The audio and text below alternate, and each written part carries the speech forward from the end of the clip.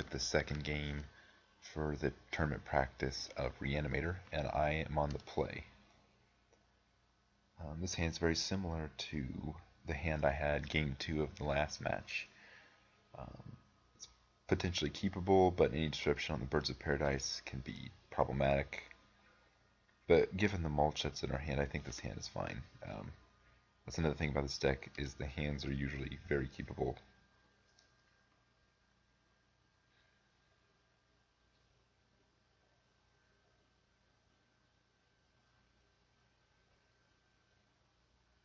Probably the worst case scenario is that he's playing some kind of Delver, and he has the gut shot and Delver flips, and he just out tempos me. Those are the kind of situations that make these hands bad.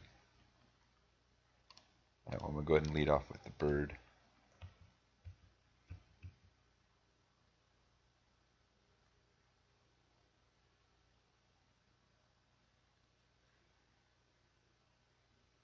It's more probable he'll have the answer to it since he is playing red, but again, okay, so it looks like I'm playing goblins.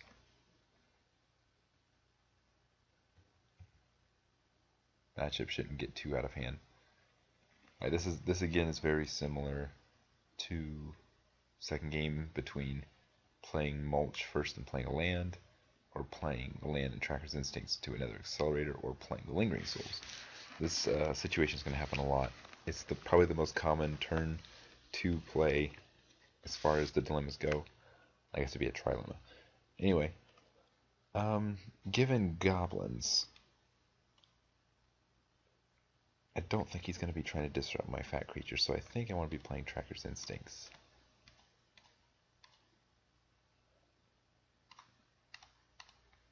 I guess that would have been a pretty good mulch.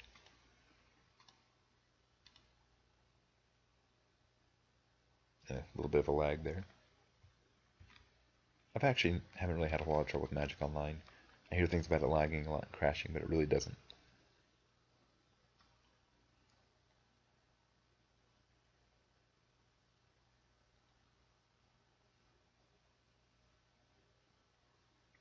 Yeah, this is typically, goblins almost always tap out every turn, only answering creatures that get in their way.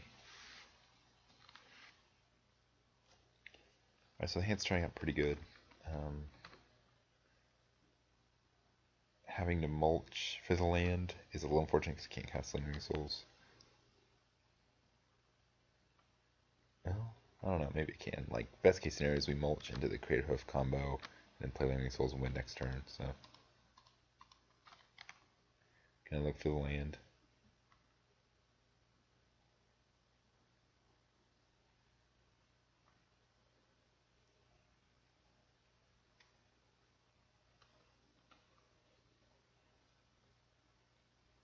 Yeah, there it is.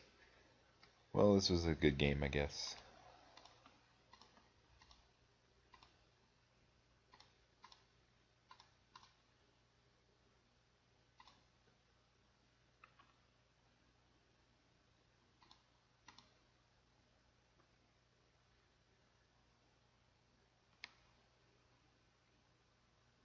Probably should mention I'm clearly ahead right now, so I need to think to myself, what could my opponent have that could win him the game? Like, he might have very few options to him, but what are those options and how do I stop that?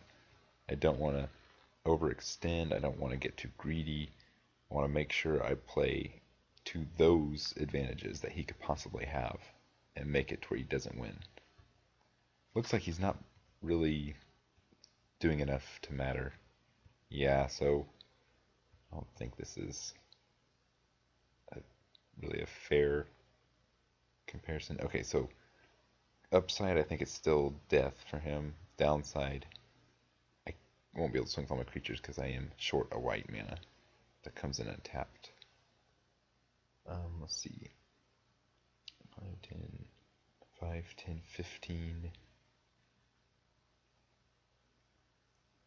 25. Yeah, it's still lethal, so go ahead and play a tapped land.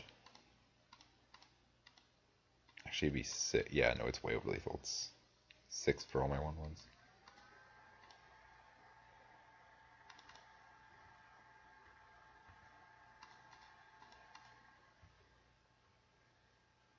Alright, so that's game one. It's fun to win on turn 4. Alright, so mono red. Don't think mono red can stop an Avacyn. Um,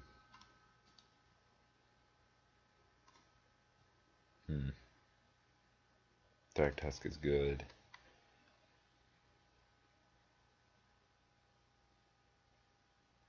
That's probably good, but if he gets... I don't know, if he gets a Chieftain down, that doesn't kill him. So I have to take out Chieftain first. Gristlebrand's lifelink is good, but I don't know, he himself isn't fast winning.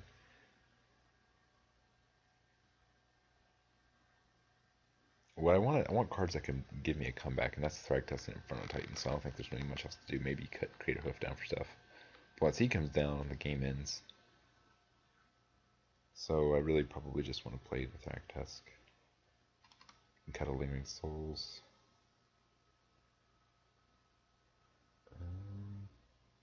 Yep, that looks about right.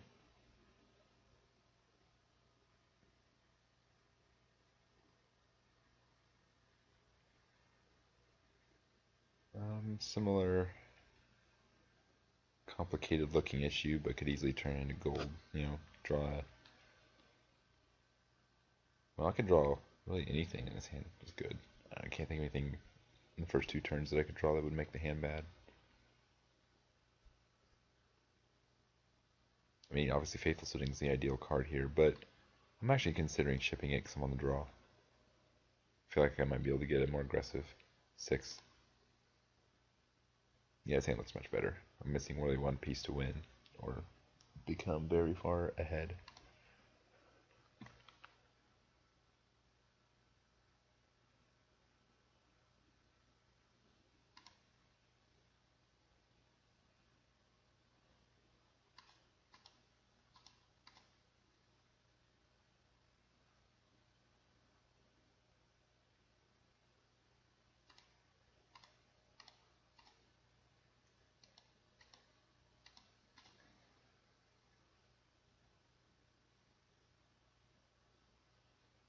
Looks like he's really just doing a lot of the same.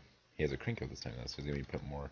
Krinko's command will be putting on more pressure early in the game.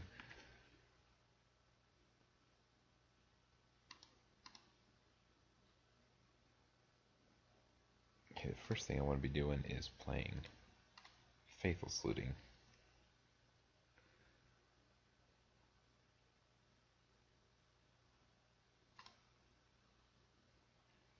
We want to discard the Faithful Saluting. Yeah. Oh, I could play another Faithful Saluting. I think Mulch might be better. Because I'm trying to dig into the Burial Rites.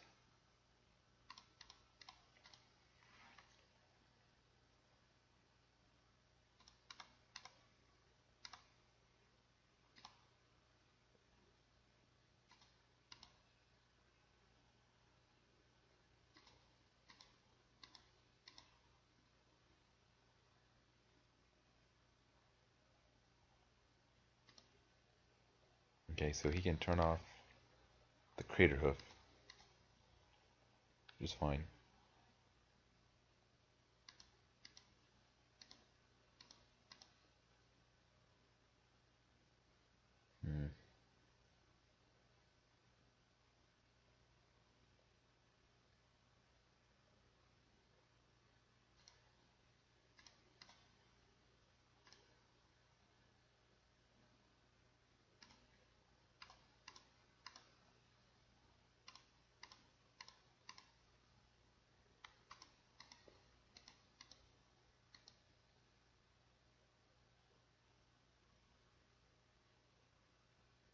It's a pretty good card for goblins. Like, it doesn't do anything to them.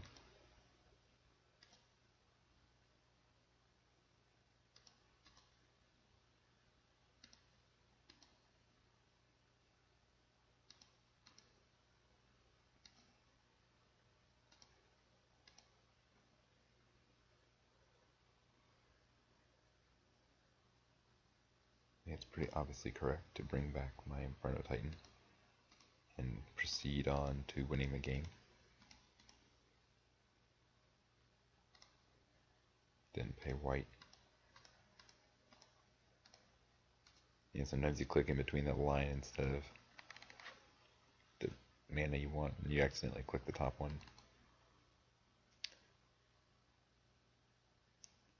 I think I want a Faithless Looting, make sure I get some value. I have some lands I'm not going to be playing. It's pretty good. Got all my colors.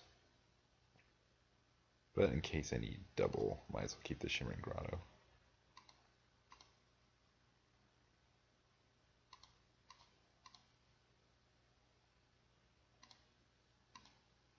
He's actually managed to deal some good damage. If he can keep my Inferno Titan from attacking for a couple turns, like by killing it, I have to bring it back again, killing it again, he should be in pretty decent shape. Like right there, that's pretty powerful. It can hit me pretty hard. Of course, then I just start playing Thragtusks and surviving.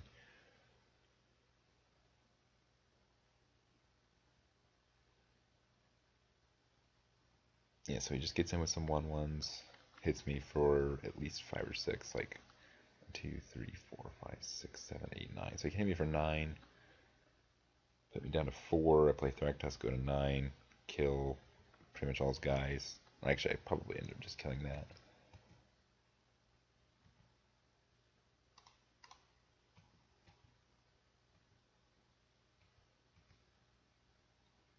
Alright, so I can do a couple things this turn. Create Hopes, obviously. Well, I don't know if that's lethal. 5, 9, 10, 11, 12, 9, close. Okay, so here, just take out 3 of his guys and play Thragtusk, and if I have enough to flashback a looting, which I highly doubt.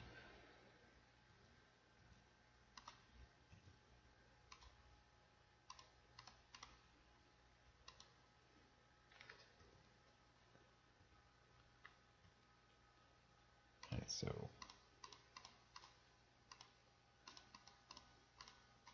I can play Tracker's Instincts though.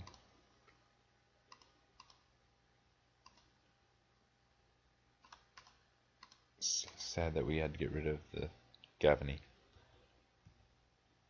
Oh yeah, he's not going to gain his life. Okay, so that's actually really relevant. He stops Thragtusk.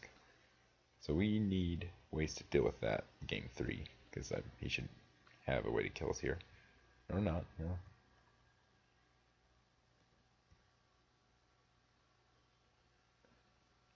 Okay, so Thragtusk doesn't gain us life, that's something that just went completely over my head. He doesn't have to block. Take 5 down to 9. I guess playing that Thragtusk. Him having Goblin Grenade is what I'm worried about. He's trying to keep a Goblin on the battlefield at all times, which is intelligent. Okay, so obviously attack and kill the Krinko.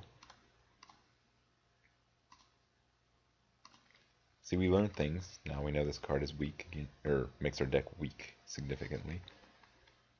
And here I might just have to take Thragtusk out, because I don't really have good answers to that, but I don't know. If I get him before it, then clearly it's good.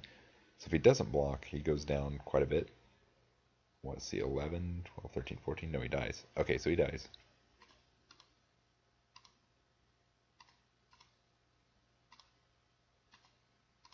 Okay, so that was a mistake, him not blocking. He wanted to keep a Goblin down for his Goblin Grenade to kill me, but fortunately he didn't kind of count Inferno Titan's other ability.